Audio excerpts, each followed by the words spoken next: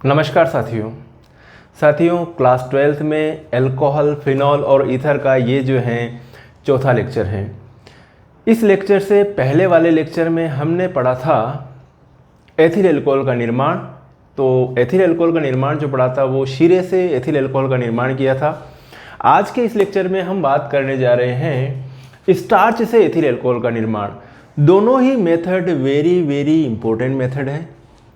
जो शीरे से जो एथिल अल्कोहल के निर्माण की अपनों ने विधि पढ़ी थी उसमें विथ डायग्राम समझाया था।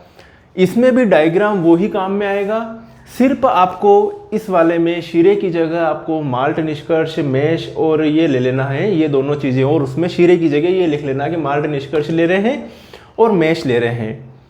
बस शीरे की जगह वो दोनों चीज़ें लिख लेना। वही डायग्राम इसमें पूरा का पूरा ही एज इट इज़ काम में आ जाएगा, क्योंकि किण्वन कक्ष उसमें भी था, इसमें भी है। परिशोधन उसमें भी हो रहा था, इसमें भी परिशोधन हो रहा है। ठीक है, परिशोधन और प्रभाजी स्तंभ का उपयोग इसमें हो रहा है, उसमें भी प्रभाजी स्तंभ का उपयोग हो रहा था, जिसमें अपनों ने शीरे से एथिल अल्कोहल का निर्माण किया था। तो ये क्वेश्चन भी वेरी इंपॉर्टेंट है। दोनों क्वेश्चन जो हैं, एक तो शीरे से एथिल अल्कोहल का निर्माण और एक स्टार्च से एथिल अल्कोहल का निर्माण, ये दोनों ही क्वेश्चन वेरी इंपॉर्टेंट है।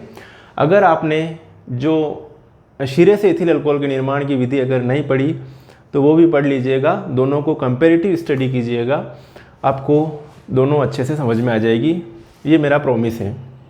तो साथियों शुरुआत करें स्टार्च से एथिल अल्कोहल का निर्माण। तो स्टार्च जो है मेनली किसमें पाया जाता है? चावल, गेहूँ, मक्का। ठीक है, ये सभी क्या है? स्टार्च के स्रोत हैं। चावल, गेहूँ, मक्का, आलू में भी पाया जाता है स्टार्च अधिक मात्रा में। तो स्टार्च से क्या बनाना है? एथिल अल्कोहल बनाना है। मतलब कहें तो कहते हैं शराब जो बियर जो बन रही है वो इसी प्रोसेस के थ्रू बनती है। तो शराब जो है, कौन सी शराब बन रही है? Ethyl alcohol. एथिल अल्कोहल को अलग अलग प्रोसेस के थ्रू बनाया जा सकता है। एक में शीरे से एथिल अल्कोहल बनाया, बनी तो दारू ही थी, शराब ही बनी थी। और एक प्रोसेस ये है जिसमें स्टार्च से अपन एथिल अल्कोहल बना रहे हैं, स्टार्च से एथिल अल्कोहल का निर्माण कर रहे हैं। तो शुरुआत करें साथियों। इसमें भी आपको पूरी कहानी की तरह पूरी सारी की सारी बातें, जो वीडियो लास्ट तक देखोगे तो पूरी चीज़ें, सारी चीज़ें समझ में आ जाएगी और आपको लास्ट तक सारे टॉपिक, सारे जो ये पॉइंट्स सभी अच्छी तरह से याद हो जाएंगे। तो स्टार्च से एथिल अल्कोहल का निर्माण। स्टार्च का सूत्र होता है भैया C6H10O5, C6H10O5 N, है ना, होल N लग जाता। मतलब कहने का मतलब ये कि स्टार्च में बहुत सारी ग्लूकोज की यूनिट आपस में जुड़ी रहती है। ग्लूकोज की यूनिट आपस में जुड़ी रहती है। जब ग्लूकोज की यूनिटों को तोड़ा जाता है, उनका जल अपघटन करवाया जाता है, तब आपको क्या मिलता है? माल्टोज मिलेगा। मतलब जो ग्लूकोज यूनिट टूटेगी, पहले तो स्टार्च जैसे क्या है, किस में टूटेगा? माल्टोज में टूटेगी, है ना। और माल्टोज भी किससे बनता है? Glucose plus glucose, maltose. Glucose में से वाटर मॉलिक्यूल निकाल देंगे, ग्लूकोज प्लस ग्लूकोज में से वाटर मॉलिक्यूल निकाल देंगे तो माल्टोज मिलेगा। सुनना मेरी बात, यदि मैं कहूँ कि C6H12O6 प्लस C6H12O6, इसमें से वाटर मॉलिक्यूल आउट हो जाए तो आपको मिलेगा C12H22O11। समझ रहे हो? ये क्या है? ये माल्टोज है। और अगर माल्टोज से आपको ग्लूकोज बनाना है तो वापस वाटर ऐड कर दो, आपको ग्लूकोज यूनिट मिलेगी। तो कुल मिला के माल्टोज में ग्लूकोज यूनिट है। तो स्टार्च में भी कई सारी ग्लूकोज यूनिट आपस में जुड़ी रहती हैं। उनका अलग अलग तरह से अरेंजमेंट होता है। स्टार्च में है, सेल्यूलोज में भी ग्लूकोज यूनिट होती हैं। जब अपन सुक्रोज का जल अपघटन करवाते हैं तो सुक्रोज में खासियत ये रहती है कि सुक्रोज में एक ग्लूकोज का मॉलिक्यूल और एक फ्रक्टोज का मॉलिक्यूल आपस में जुड़े रहते हैं। सुक्रोज में ग्लूकोज और फ्रक्टोज आपस में जुड़े रहते हैं, जबकि माल्टोज में क्या है? ग्लूकोज आपस में जुड़े रहते हैं। ध्यान रखना। ओके, तो क्या होता है कि स्टार्च का जल अपघटन करवाएंगे। यहाँ पर एक इंपॉर्टेंट चीज़ है, यहाँ पर डायस्टेज एंजाइम है। कौन सा एंजाइम है? डायस्टेज एंजाइम की वजह में क्या बन रहा है भैया? माल्टोज। स्टार्च का जल अपघटन करवाएंगे डायस्टेज एंजाइम की प्रेजेंस में, क्या बनेगा, माल्टोज। अब माल्टोज का जल अपघटन करवाओगे माल्टेज एंजाइम की प्रेजेंस में, माल्टोज का जल अपघटन करवाओगे माल्टेज एंजाइम की प्रेजेंस में, ग्लूकोज बनेगा। माल्टोज का सूत्र C12H22O11, जल अपघटन करवा रहे हैं प्लस H2O किसकी प्रेजेंस में भैया, माल्टेज एंजाइम की प्रेजेंस में, जो कि यीस्ट में प्रेजेंस है। क्या बन रहा है, C6H12O6, ग्लूकोज बन रहा है। यहाँ पर ग्लूकोज और फ्रक्टोज नहीं लिखा। पिछले वाले जो इसमें शीरे से जब एथिल एल्कोहल बनाया था वहाँ पर सुक्रोज था, और सुक्रोज का जब जल अपघटन करवाते हैं तो ग्लूकोज प्लस फ्रक्टोज बनता है।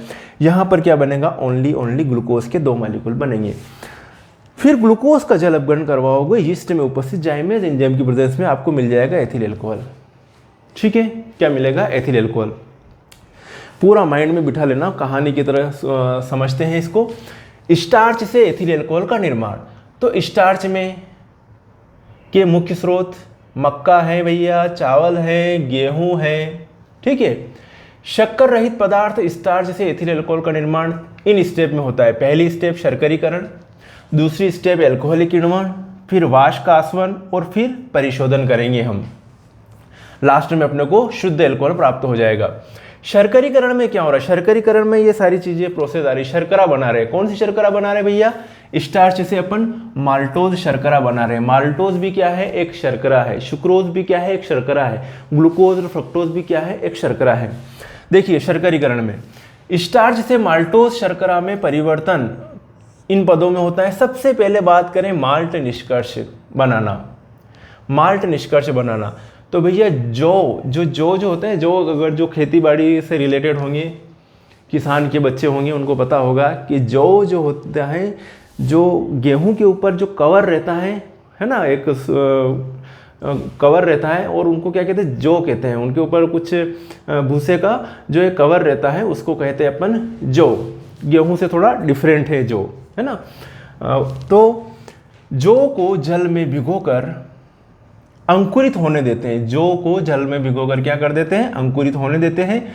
अंकुरण हो जाने के बाद ताप कितना कर देते हैं, 50 से 60 डिग्री सेल्सियस, थोड़ा टेम्परेचर बढ़ा देते हैं हल्का सा, जिससे क्या होगा, अंकुरण नहीं हो। अब आगे अंकुरण नहीं हो, जितना होना चाहिए उतना हो जाएगा।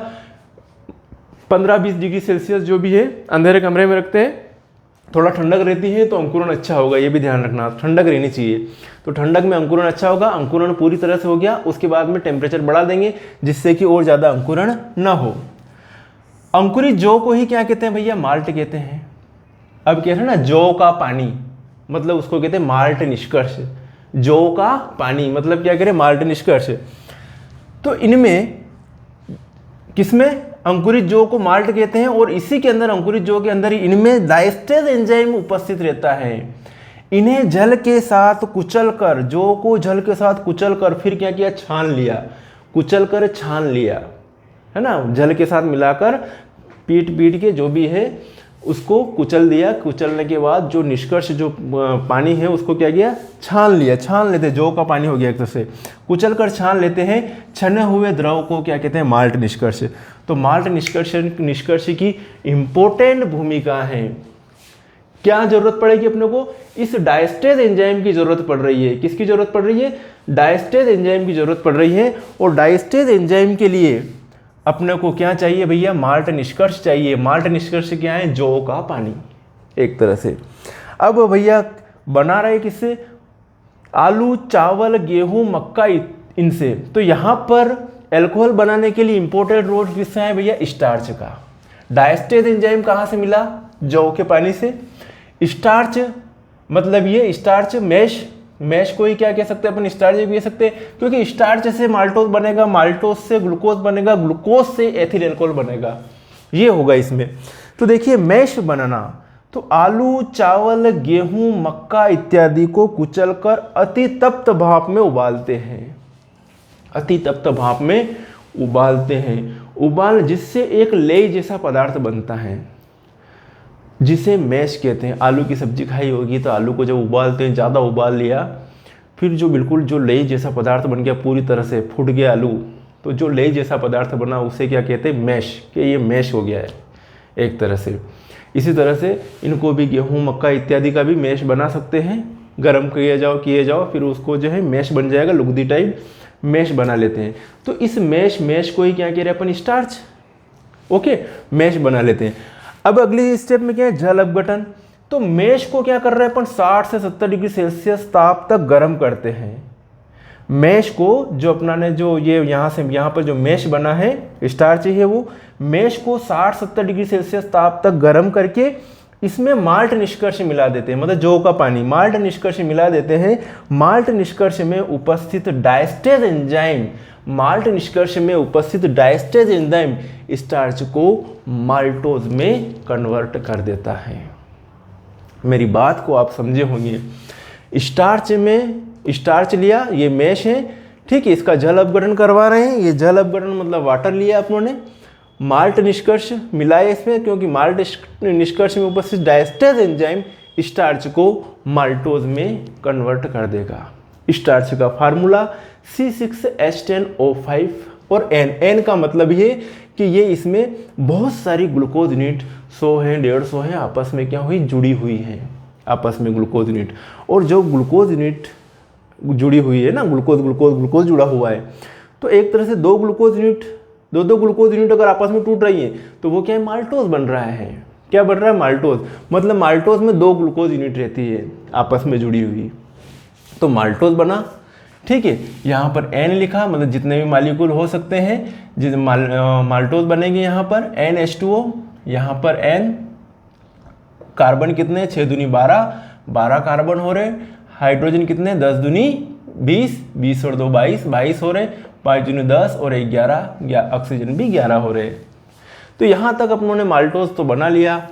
अब क्या करें, एल्कोहली किण्वन, ठीक है, किण्वन कक्ष में ले गए उसको। ये जो पूरी प्रोसेस हो गई। अब क्या किया, एल्कोहलिक किण्वन में माल्टोज के विलयन में क्या मिलाया, अब थोड़ा सा जल मिलाकर सांद्रता कितनी कर दी, 8 से 10% कर देते हैं, है ना। सांद्रता को है, इसकी कॉन्सेंट्रेशन जो है वो 8 से 10% कर देते हैं। फिर क्या कर रहे हैं, फिर इसमें कुछ मात्रा में क्या डाल रहे हैं, H2SO4 डाल रहे हैं। जैसा शीरे की से एथिल अल्कोहल निर्माण में किया था वैसे कुछ मात्रा में H2SO4 तथा कुछ मात्रा में अमोनियम लवण मिला देते हैं। भैया H2SO4 क्या करेगा, अन्य जीवाणुओं को उत्पन्न होने से रोकता है, तथा अमोनियम लवण, ठीक है, अमोनियम सल्फेट लिया था, तो अमोनियम लवण क्या है, किण्व या यीस्ट के लिए क्या करेगा, भोजन का काम करता है। अमोनियम लवण किण्व के लिए भोजन का काम करता है।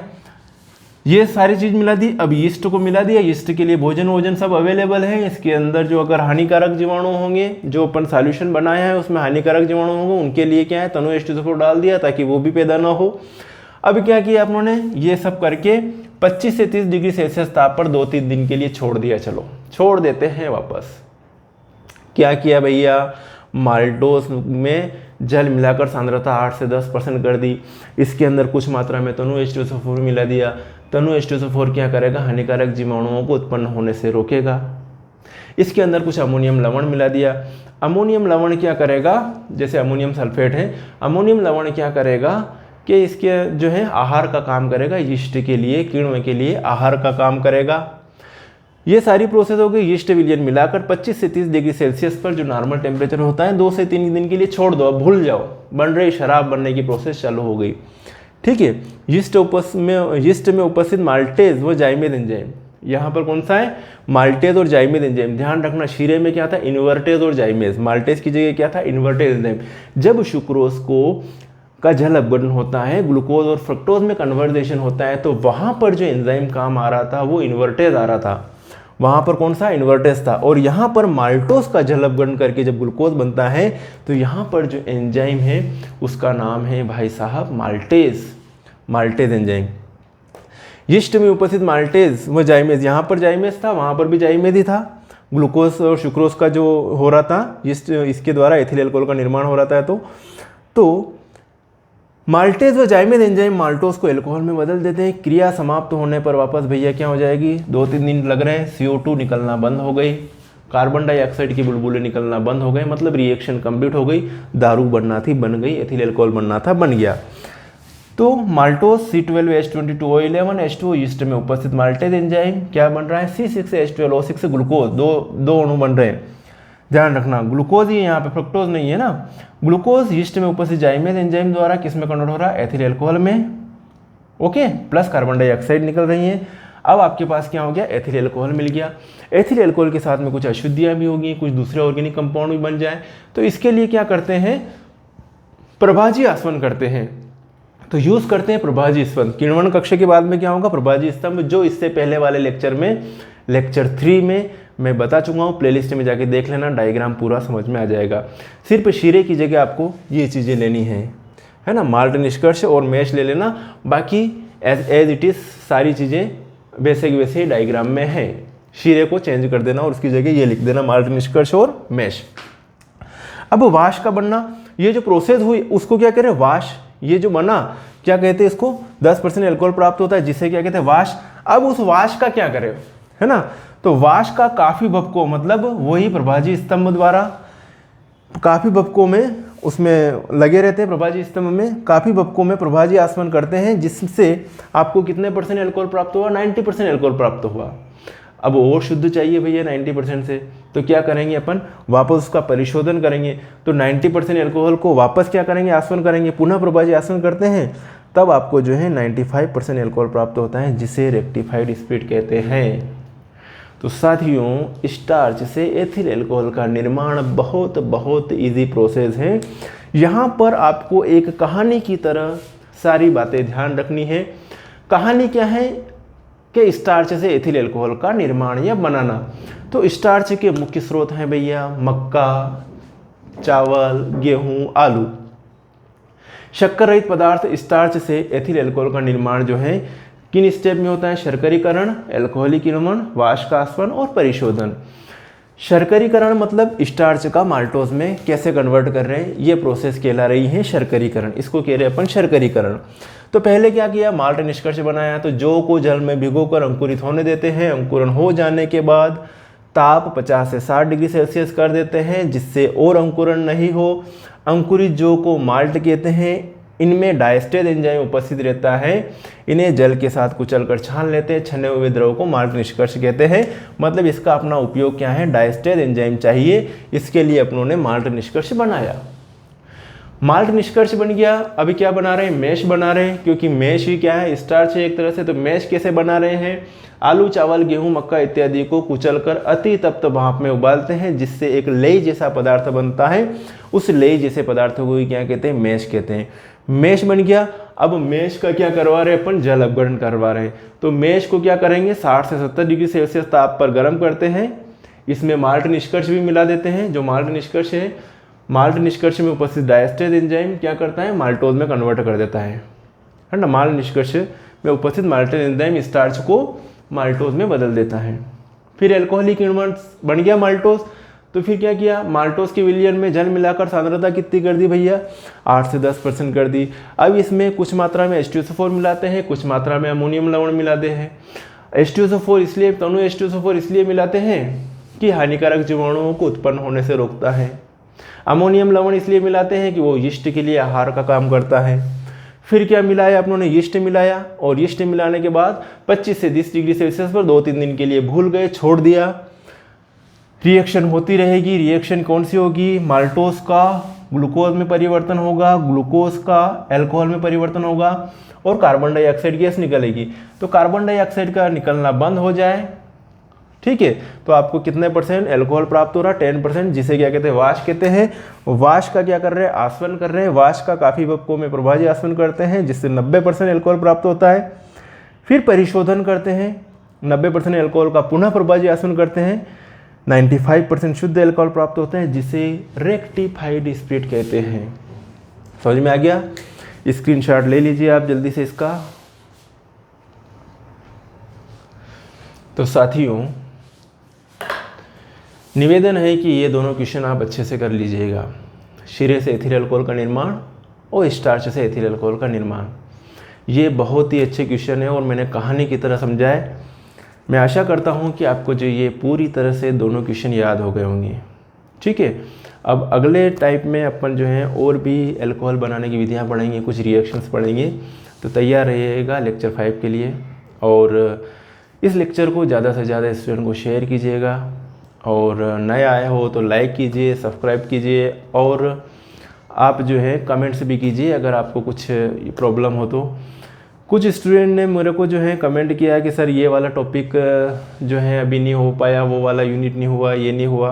तो मैं सभी स्टूडेंट से ये कहना चाहता हूँ कि आप जो है जो टॉपिक प्ले लिस्ट में है वो तो कंप्लीट कीजिए। देखो होता क्या है कि केमिस्ट्री या मैथ्स की तरह आप समझो केमिस्ट्री को भी, मैथ्स की तरह, मैथ्स को जितना टाइम देते हो इतना केमिस्ट्री को दे दो तो केमिस्ट्री में आप टॉप कर जाओगे। मैथ्स में क्या होता है, टीचर्स आपको कोई भी एक्सरसाइज होती है उसमें 1 या 2 सवाल करवाते हैं, बाकी आपको अपने मन से करने रहते हैं। तो मैं जो भी टिपिकल टॉपिक है वो तो 100% कर ही रहा हूँ। हो सकता है आपका कोई टॉपिक ऐसा छूट गया हो, लेकिन वो जो छूटे हुए टॉपिक है ना वो बहुत सरल टॉपिक है, जिनको मैंने हाथ नहीं लगाया वो बहुत सरल टॉपिक है। वो सरल टॉपिक क्या है, आप एक बार रीडिंग करोगे उतने में याद हो जाएगी, खुद ही समझ जाओगे। तो जो समझने की प्रक्रिया है वाले टॉपिक हैं, जो टिपिकल टॉपिक हैं, वो सारे मैं करवा रहा हूँ और कंटिन्यू है। और आप चिंता तो करें ही नहीं, क्योंकि एग्ज़ाम शायद होगी तो अप्रैल मई तक चली जाएगी, क्योंकि अभी तक स्कूल भी ओपन नहीं हो पाए। तो एग्ज़ाम लेट होगी, आराम से होगी। तो आप जो जो पढ़ाया जा रहा है वो सिस्टमेटिक पढ़ो, सिस्टमेटिक नोट्स बनाओ और सिस्टमेटिक तैयारी करो। आप सेल्फ मोटिवेट हो जाओ, खुद का टेस्ट लो, खुद अपना एनालिसिस करो कि अपनों ने दिन भर में कितनी पढ़ाई करी, अपनी तैयारी कहाँ तक हो रही है। तो ये सारी चीज़ें आप खुद का एनालिसिस कीजिए और पढ़ाई जारी रखिए। और नोट्स की रिक्वायरमेंट हो तो नोट्स के लिए आप डिस्क्रिप्शन में मैं अपने नंबर दे दूँगा, वहाँ पर आप मुझे व्हाट्सअप करके संपर्क कर सकते हो। वहाँ पे आपको प्रोसेस बता दूँगा कि आपको नोट्स कैसे मिल सकते हैं। ठीक है साथियों, मिलेंगे फिर नेक्स्ट वीडियो में। अपना ख्याल रखिएगा, तब तक के लिए बाय और thank you so much for watching.